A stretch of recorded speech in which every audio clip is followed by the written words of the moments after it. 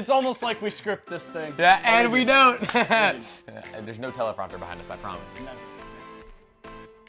Welcome back to the Ninja Sport Championship Podcast. Episode 2. Hopefully you guys enjoyed episode 1. If you didn't, I'm going to cry. Come on. Episode 2 is going to be even better. Every episode's getting better. Today we're talking about Stanford Ninja Academy and Motive School of Movement. These are going to be, sorry, you continue. Goodness, my bad. Yeah, okay, yeah. No, both these competitions featured some Sam Folsom creations, so I'm super stoked to get into this. They sure did. Yeah, one of them had like a lot of Sam Folsom creations. But basically a Sam Folsom course. Sure was, but we're starting off with Stanford, which was a really cool competition. Elijah, you went to Stanford last year. I did, yeah, but so much fun. Yeah, so do you want to explain like what you felt like watching this comp after going to the one last year? For sure, yeah. Going to the one last year, I was super stoked. I'd already qualified. We made it to top 10. And honestly, all three of the courses were so fun. That was actually like the first time we had ever seen like Kevin Carbone's spine too. Yes. So like I feel like they always have new obstacles, which is just so much fun. Exactly. And their open courses are so balanced. Their hybrid courses are same thing, like so balanced and so good. And then their speed and endurance are always fun. So honestly, Stanford is like an incredible gym. It looks so clean. They do an amazing job. Yeah, really something cool is I feel like all their courses tend to like start and go through the same areas. Yeah, and that's like sort of like American Ninja Warrior, right? So cool. So, like, they just change the obstacles. Yeah, exactly. So every time you go there, you're familiar with the area, but it's always going to be something new, which I think is super cool. Yeah, like I don't think they had a single repeat obstacle, but all of them were in the same spots, which shows that they were always changing around the gym, you know? I love that. Yeah, super cool to see. So sick. For sure. Yeah. But let's jump right into open. Yeah, let's do it. Go for it. Absolutely. So, I mean, I think the first thing we got to talk about in open is Sam's Pac-Man ring. Oh my goodness. I mean, that was like the biggest crux in the course. Yeah, and it was a super cool new concept. I remember the first time he posted that on Instagram, I was like, yo, that is a cool obstacle. It is, yeah. And then it was in a comment. He actually explained it to me like a year ago. He's like, yeah, we're going to have a ring and a carabiner. And I was like, what? I was thinking like a little carabiner attached to a ring. I'm like, that sounds stupid. Yeah, and then I saw the Instagram post come out and I was like, oh, that's really cool. And I was like, I wonder if that'll ever be in a comp, because the concept, I felt like it was very one use. But the way Stanford used it was like exactly. beautiful. Yeah, I love how you had to like, the beta was kind of to push in the top and then let it slide down and pull it in. It was super cool. And I mean, the other thing is like, it was so far that you couldn't really go around the back. Exactly, yeah. I don't know if that was, anyone who went to Stanford, let us know if that was like not allowed. I don't know if that wasn't allowed or anything. But yeah, maybe like was allowed in open, wasn't allowed in hybrid. I don't know. Comment down below and let us know. Those beta breaks, dude. Oh yeah, those be fun. But yeah, also that last obstacle, I enjoyed it. The flat salmon ladder that ended up taking some people out for sure. And the dismount at the end ended up taking a lot of people out too. And you're so high up. Yeah, exactly. It looked really high. I believe it was Paul who might have been the first person to just go to one side, put the rubber on, and then dismount. Because I remember seeing him do that, and I was like, wow, that's super clean. And Paul Woods made top 10, so it was a good sure move. did. Yeah, he had a very good competition there. But yeah, he did. So open, pretty cool course. Yeah, I also love one other obstacle was absolutely. like the little gong that you had to like run off and like that was so cool. That was so sick. I love obstacles that are early in the course that aren't hard, but they also take like a lot of confidence to get through because it really pushes you into the course and you're like, okay, you gotta go fast. I honestly would have loved to see like 3 of them. Like, that would have been that would have been so cool. That would have been hard too because they're on bungees. That would have been like no joke. It could have been like a third to last obstacle. Yeah, absolutely. Like it would have been crazy. Yeah, that's hard. crazy. Like imagine like you jump, catch something, then land on another one. For real, or like some on the ground, some on the side. Like it would just be a really. I think there's a ton you can do with that concept too. Super cool concept. Overall, that open course, I don't think I have a single gripe with it. It was super flowy, honestly, super cool. Same. Yeah, I love the use of the spine every time. Yeah, like, they absolutely. always find cool ways to use them. For sure, so 100%. Yeah, I love that. I even like those little cliff turns, just a nice little strength obstacle in the middle there. We have to talk about that. I mean, they made the cliff small enough where you really couldn't put 2 hands on. I mean, I know some people did, but it looked honestly harder than just the 180s. So I love the Force 180s. Yes, for sure. Cool obstacle for sure. Yeah. NSN does a great job with absolutely. that. Yeah, very good course for open, but hybrid, speed, and burnout are next. Here we go. And this is where it gets to the nitty gritty. Yeah, I think we need to talk about like the difference between open and hybrid, because I think it's easy for people to assume like, look, y'all did the open course, it's not hard or whatever, but the amount of people that make mistakes on the first half in hybrid is like a ton of people do. It's totally true. Like just because you cleared it once does not mean you can clear it again. 100%, and they'll also end up switching some stuff up, making some stuff harder, adding some rules to prevent. I was gonna say like 5 different words at once. I don't know what was happening. My brain is scrambled. But hey, It's kind of late That's at okay. night, but we're It recording is late. it. Hey, we're recording this for y'all. Y'all are the best. Anyone watching this? For real. Yeah. But they also took out Sam's Pac-Man ring. So They did. Poor guy. Yeah. Unfortunately, but that cane obstacle was pretty dang cool. Dude, it was so sick. And then also we got to talk about the last obstacle, the forced go ring. That was so basically, cool.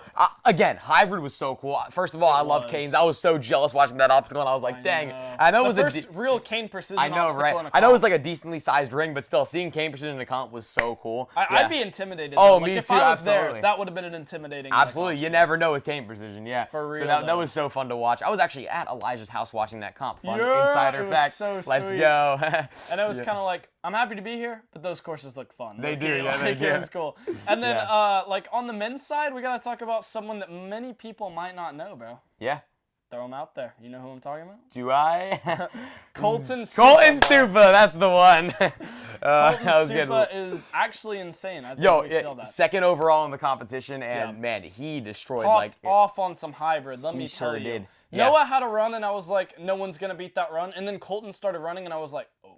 He did. Yeah, he and might beat this. His open run was so shocking. His first NSC ever, from what I understand. He didn't do any last year, from what I remember. And he destroys the course, gets first in open, which means he's running last on the speed hybrid burnout, which just really shows like he's able to just go out there, first course, destroy it.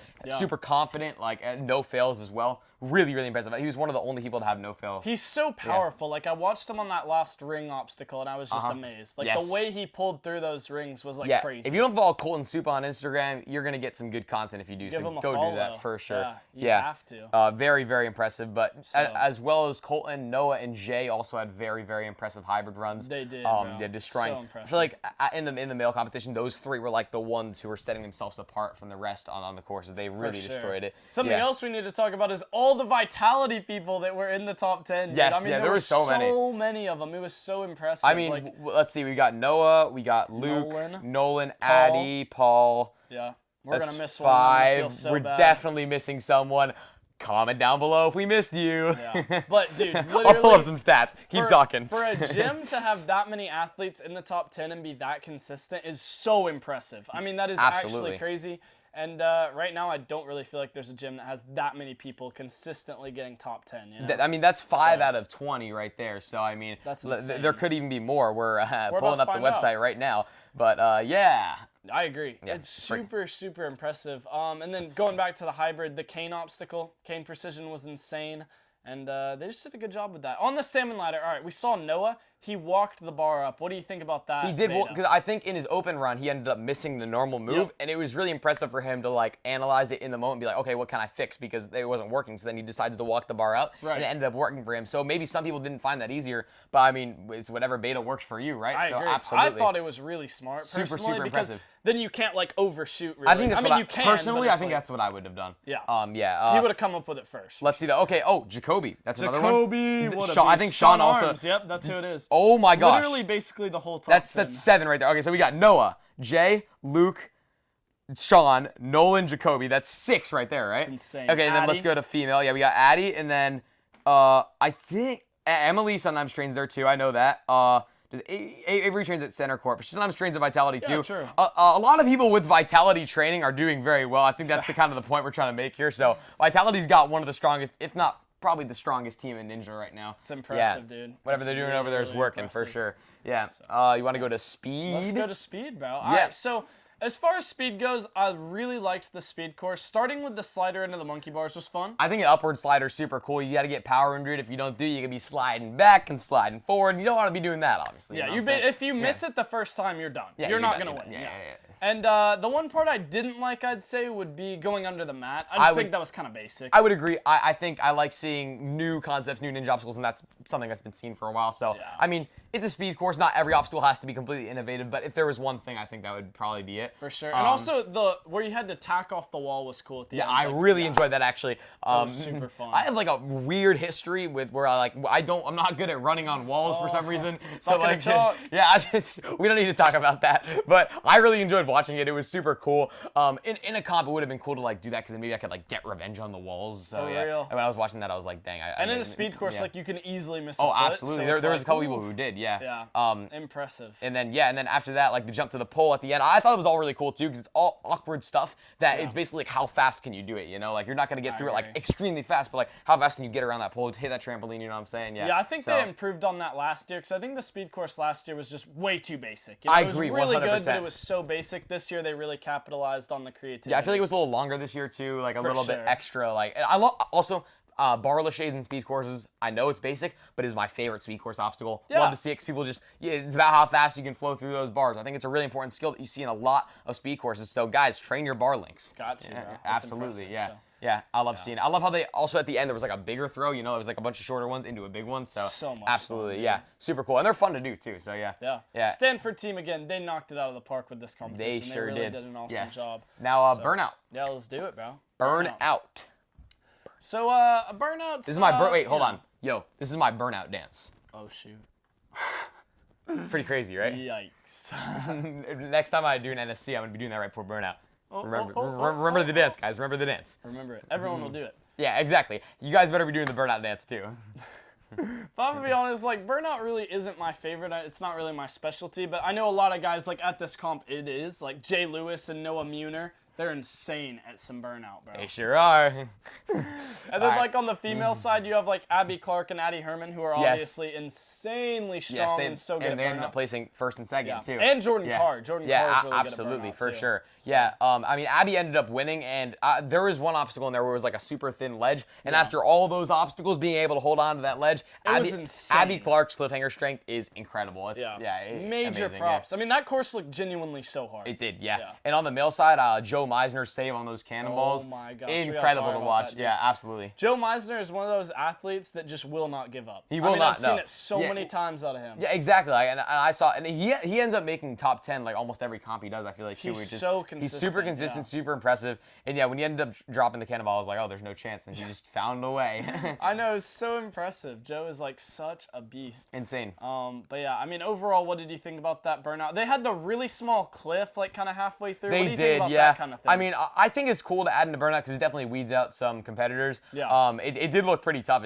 I think it took out like 3 or 4 people actually. For sure. So yeah, definitely tough. I personally enjoy that kind of stuff. Yeah. I like some tech, some strength, and burnouts. I like a mix of both, and I think they did that really well. So yeah. No, I agree. I think small cliffhangers, like, I try to train them as much as possible. I know a lot of people do. And I think, like, to let people show how strong they really are is really cool. Exactly. I think that's kind of the point of a burnout, right? Add some tech in there, but you do need strength. It's kind of like the core of what a burnout is. You hate to see someone fall on, like, something that, like, all right, 9 times out of 10 they're going to get it, and they failed it the once in the course. You know, it's like, exactly. Like, I think last year at Stanford, they had those pill hopper cliffhangers the first obstacle, which I was like, that's cool, but then some people ended up failing on it, and they didn't really get to show their full burnout ability. Like Josh Howard. Yeah, exactly. Like, Josh Howard's not going to miss that, but he did that one Exactly. time, So then, like, he didn't get to finish the course out, so it's like, Yeah. that's unfortunate to see. So I think they did improve on that this year with less technical obstacles, a little bit more strength, which is what a burnout should be, in my opinion, personally. But hey, if you disagree, let us know. No, I agree with you. That's burnout. I think they're going in the right direction. They're kind of doing a little bit of a shorter style. We can talk about that a little bit. They're going a little bit shorter.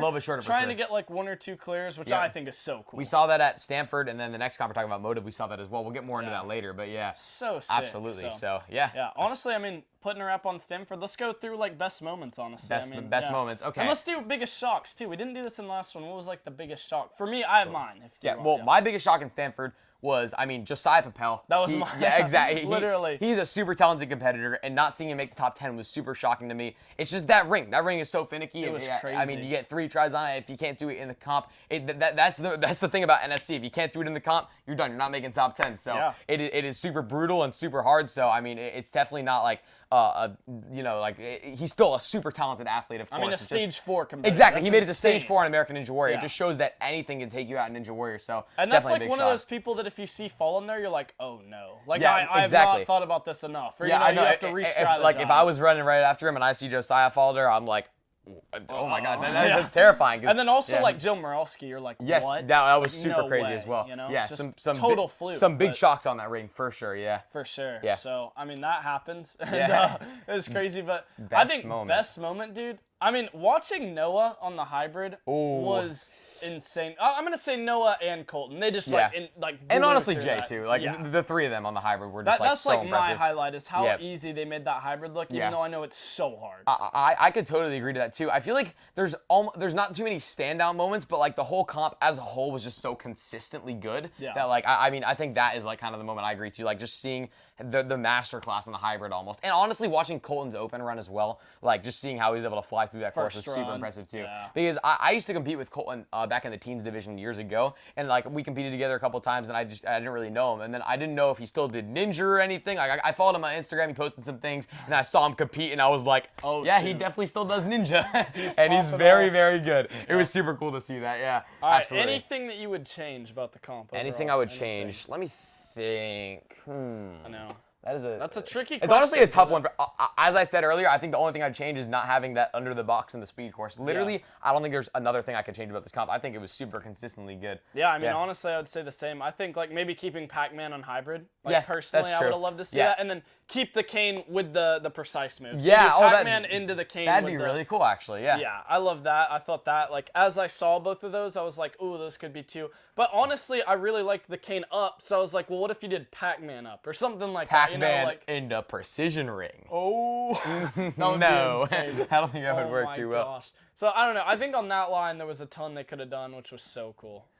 Yeah, facts. So Stanford, great comp. We love everyone there. Y'all are the GOATs, homies, squad fam. If you competed at Stanford, let us know your favorite part about it. Yeah. Let us know why you enjoyed it. Now it's time for Motive School of Movement. What an amazing name. Oh, yeah, sure. It's so fun to say. Let's say it 3 times. Motive School of Movement.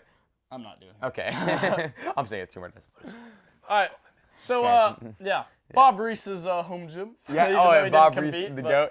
Yeah. What a beast. Yeah, Ryan Stiles did compete, first comp in a while. I know, super cool to see, absolutely. And then he hopped right back in the booth, hit us with some killer commentary. Oh yeah, Ryan always with the great commentary. Shout out Ryan. For sure. But honestly, Motive, that first open course, I competed at Motive. I'll say that right now, so I can talk a little bit about it. That was one of the most intimidating courses I've ever faced in a Ninja Warrior competition, including A&W. Yeah. That course was so intimidating. Wow. There was 0 clears. Yeah, I'm going to be honest, the reason I didn't go was because I flew home from Paris like 2 days before. So I knew I was going to be jet lagged, and I knew Motive was going to be such a freaking hard course. So I was like, I can't go. Like, I'm going to be so tired. I mean, there was 3 main cruxes on that course. Funnily enough, I didn't follow one of the cruxes. But there was the reverse grab, which is the first crux, taking out a lot of talented competitors. Yeah. And then after that, we had the...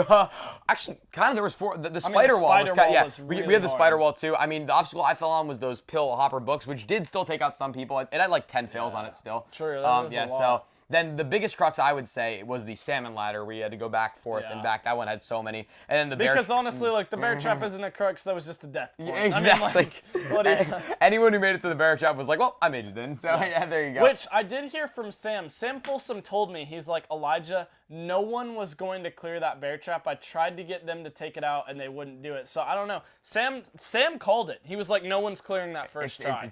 I mean, Sam knows what he's talking about. Sam knew what he was talking about. Yeah, for sure. For those of you that don't know, Sam spent like almost a week at Motive, and him and Brett designed these courses like kind of jointly. Absolutely. And I feel like you could tell because like they both have different styles, I'd say, but they worked so well together. For sure, it worked so well, and I really liked how. Like, Motive does this a lot where their courses, there's never one crux point. It's always, there's so many places where you can fail, and it makes you so nervous before you go. It was the same thing for the finals last year. There were so many obstacles that ended up taking people out. There was the switcheroo, there was the dropping cliffs, there was the sky hooks, and then the, and then the ending. Yeah, exactly. The bear trap. I mean, the bear trap, Lachey, last year was like 10 feet long. I mean, it was stupid. I was like, crazy. What in the world? I like seeing bear trap back, and then on the women's side as well, they also incorporated the bear trap with that cool ring up for grab type thing. That was really cool. I'm not even gonna lie, I liked that obstacle so much more. I did too. Like on the female side, I love how you pulled the cannonball to release it. I thought that was so cool. I thought the whole obstacle was super cool, and like I got to try it afterwards, and it was like really fun. Yeah, honestly, looking at the courses, I'm like, wow, Sam might have spent more time on the girls' side. The girls' courses looked so fun. Yeah, they were so fun. They looked so fun, and then the spider was on both courses. It was a crux for both the male and the females. I mean, that was a really cool new concept. That was one of my favorite obstacles in the comp, actually. Something else, super intimidating, too, I have to say. Yeah, something else we got to give Brett Sims props for. He always has the cleanest looking courses. Oh, like, they're always, he sure does. so professionally done. My gosh. It's like, oh, my goodness. Amazing, amazing. I mean, they just look so pristine, clean. Yeah. I know that really doesn't matter, but it just, like, on camera, it looks so good. Aesthetic is the word. Yeah. As an outsider looking in, watching that comp, seeing people like Vance and Paul Woods go down on the, like, freaking reverse grab, you're like, oh, shoot. And that's the, like, third or fourth obstacle. See, I was personally surprised. So what I did on the reverse grab, I ended up missing the first try. And then right after that, I ended up going to one side. And I found that to be way easier. And I just dismounted and kept moving. But I was surprised that neither Vance or Paul ended up trying to go to one side. From what I know, I don't think either of them went for that. So I think switching it up might have been the way to go there. I don't know. Like, what was crazy is I don't think they thought they were going to miss it. Because, honestly, they're so good at reverse grabs. Absolutely, yeah. So that was a huge shock to me, especially Paul getting top 10 at Stanford and then missing it. And Vance at Austin Ninjas, too. That was crazy. Again, it shows how unpredictable Ninja is. Yeah. And then, I mean, Colton Supa, again, he got top 10 again. Yes, he did. He did. Staying super consistent. The hybrid. Let's go. All right, so hybrid on the male side, let's talk about it real quick. Yeah, I mean, they took out the bear trap, but then they put in the insane triangle I don't even slam. know what they called it. We're gonna triangle call it, slam sloper. Yeah, that's what we're calling it. Yeah. I like that. Triangle sloper slam. Yeah, but you started really high too. Yes, you did. On the body prop and then dropping down. Oh my gosh, that was so crazy to look at. And at first I thought you had to just body prop and then let go and fall, but then Brett did the beta where you went like this. Still looks super scary. Absolutely. Yeah. And I mean, that proved to be so difficult. Jaw dropper, iconic obstacle. Jaw dropper, so sick. And there was a different version of that triangle sloper slam for the women's course as well, which I tried, and it was hard. I was about to say, that almost looked harder because you had 3 moves. I was like, what is going on? And like, they all tilted together, too. So, like, you had to do it really... I know Max Celebra tested it, and he got it. I was like, oh, shoot. I tried it afterwards. It was pretty dang tough. Yeah, it looked hard. Yeah. So, honestly, those obstacles by Sam, so cool. And we couldn't move on without talking about the little controversial call on Taylor Green. Yes, yeah. So for those of you that don't know, the obstacle kind of broke on Taylor. Yeah. And instead of giving a rerun, well, they offered her either a rerun or she just took 3rd place. So how do you think they handled that situation? What do you think? There's many different ways to handle one of those, and it's really hard, I feel like, as a course designer to handle that because some people would have them start on that obstacle, but then you're fresh. Exactly. So it's totally not fair. But rerunning the whole course is also not fair. Yeah, exactly. So maybe it could have been like it's so hard to say. Like, what do you think they should have done? Well, I can tell you, if I was Taylor, I would have done what she did, take the 3rd place. Yes, exactly. To be honest. So I don't think I would have run again. If it was a rerun, would she have? Let's say she did worse. Would she have gotten like 5th, 4th, like that? They take the best run. So it's like she couldn't have lost. Best run. But it's like NSNs are so brutal. That would have meant she ran 5 courses in a day. Exactly. That's the issue. Like, So. It's a big thing to weigh, but I think there's many different ways to handle it, and I think that situation, it could have been handled differently, it could have been handled the same. There's always going to be someone who might think it might be wrong, might be right, you know? So, unfortunately, those things do happen, and ninja obstacles are going to break, they're going to malfunction, so... Ref makes a bad call, it happens in really any sport, but I think Taylor made the right choice. Yeah, I totally agree, 100%. Yeah, and then she won the comp. She did. Yes, there we go. So it all ended up working out in the end. Then we go to speed, and speed at Motive is my absolute favorite because it incorporates a lot of running. Exactly. So I think that's kind of fun. I think it was super cool. The whole line in the parkour at the start, that really ended up separating a lot of people, right? Like, so cool, because if you get off on the start, you're like, crap, I'm done. Yeah, and then bar links, my favorite. Then the Lachey up to the wall. Oh, that was so cool. So cool. I love that. I love that. There were some close calls in that obstacle, too. There was, dude. Some people tried to get in one swing, and they like extended and barely made it. I was like, oh. Yep, so cool. So fun to watch, yeah, absolutely. I agree. Speed was insane. And then we had Josh and Caleb getting the exact same time. I remember, so I think they ran back-to-back, too. Yeah. So one of them ran, I don't remember exactly who ran first, but I just remember looking at the second time, and I looked at the clock. Oh, and I was like, what? That's the same time. I looked around at everyone, I was like, that's the same time. And then, like, they went back and forth, and then I think Caleb ended up getting him by, like, 0.01 seconds. I mean, it took them forever, they said that. Like, I talked to Chris afterwards. It took them forever to actually figure out, like, who won. So crazy, yeah. I mean, it's so hard to tell. Like, they had to slow it down by so many frames, which is crazy. Yeah. So... Crazy. Insane. Absolutely. Then we go to Burnout. Which Burnout. A lot shorter. Hey, I was at Smoothie King for the first half of Burnout. It tends to be like a thing, you know. I go to Smoothie King at NSC's. Yeah, hey, yo, go to Smoothie King and NSC, it hits different. I'm gonna lie.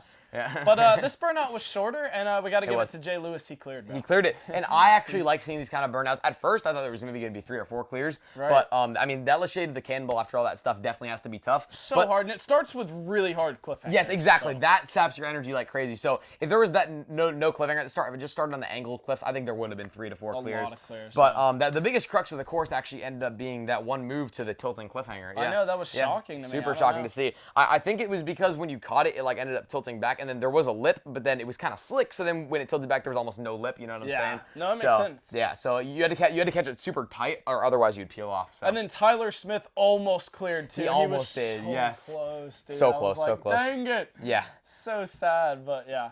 It was such an incredible comp. Yeah, I think the burnout was super cool as well. Because I like burnouts personally where there's gonna be one clear. I don't like ones that are impossible. I think we've talked about this before, but I like burnouts more when there's gonna be a clear, and I think they did it perfectly because one clear on a burnout is, in my opinion, the best. Yeah, best way. For sure. So here's my question: was Motive your favorite so far this year? Course-wise, I think it probably had to be. Yeah, from an outsider looking in, it was my favorite to watch. I think it had to have been. I mean, those courses were just like incredible. I loved all the creativity. Oh, really quick, something we didn't mention. They did change that reverse grab for hybrid. I forgot about that. To the palm flip. We can't go without mentioning that. The palm flip was so cool. So cool. And then Caleb's fall on it. Oh my gosh. Oh, that was crazy. Insane. That was insane. But yeah, that obstacle I think is like crazy. I can't believe they threw it in the comp. I know. I tried it. Like they had me test it, and I did not flash it. It was hard. I mean, I think only 5 people out of the 10 made it past it. Yeah. That's crazy. Yeah. So difficult. Yeah, like for a comp, that's super difficult. So like if you looked at the leaderboard, it was like 5 people made it to like around obstacle 9, and then the other 5 people fell on obstacle 4, and it's like, wow, that is shocking for a hybrid course. I mean, yeah, that's crazy. That's insane. So anything you would change about this comp? I mean, let's see. I think maybe just I don't know exactly how you do it, but making palm flips slightly easier just so there would be a couple more people making it further in the hybrid course. I think that's probably the only thing I have, though. I don't know. I agree. Yeah. I mean, like, obviously they can't really change this, but if the obstacle on Taylor didn't break. Yeah, I mean, it's something hard to change, though. That's like the one that's, like, so hard, but it's like, man, that would be nice if obstacles didn't break. I think overall, though, Motive had to be my favorite NSC of the year. Yeah, I think watching it so far, it's maybe been even ever. I don't know. Wow, ever. I don't know, man. That's crazy. I think it's close between Motive and then OA from last year. Yeah. So cool. Those were my 2 favorites for sure. So, course-wise, at least. Yeah. So. And then favorite moment? Favorite moment from Motive. Yeah. Ooh, okay, so I trained with Caleb, so seeing him do that crazy peel out on the palm flip was so crazy to me. But I think overall, that was like a favorite moment personally for me. Yeah. But another moment it also involves Caleb was Josh and Caleb being so close on the speed course. Sick. Super crazy. And then honestly, I think the best moment overall had to have been Tyler clearing that hybrid course. I mean, pretty crazy. Like, because that hybrid course looked nearly impossible, and then he just comes in, gets that first try, and then he's out of there. Super crazy. I think Tyler clearing the hybrid and then Jay clearing the burnout were my top moments. Jay clearing the burnout as well. I think those 2 were just... Yo, I also want to give a shout out to Emma. I train at Jungle Gym, and she destroyed at this comp too, her first ever NSC, and she did super well. Also, shout out to Ashley. She ended up podiuming too, training at Jungle Gym. Some pretty cool. Jungle Gym. And then, Addie and Taylor getting 2nd and 1st, super cool as well. Oh, let us know in the comments down below, Vitality or Jungle Gym. There we go. There we go. There it is. Ooh. Wait, I got to do my burnout dance. Hold on. We'll see you in the next Ninja Sport Network podcast. I'm telling you, this burnout dance is going to catch on. Peace out, y'all. Everyone better be doing it right now. Peace.